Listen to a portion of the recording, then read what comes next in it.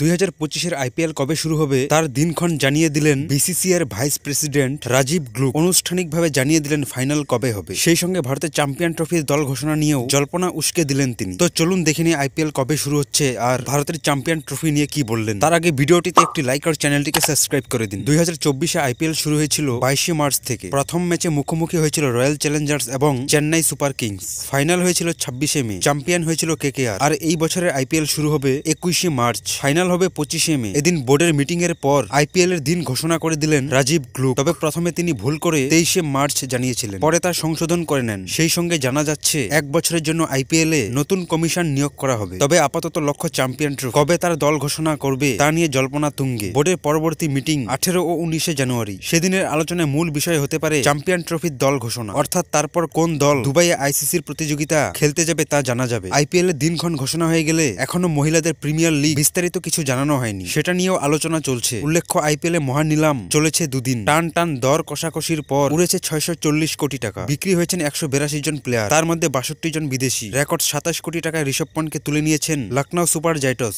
এবার 10 দলে মহা মোকাবিলা শুরু হবে 21শে মার্চ থেকে।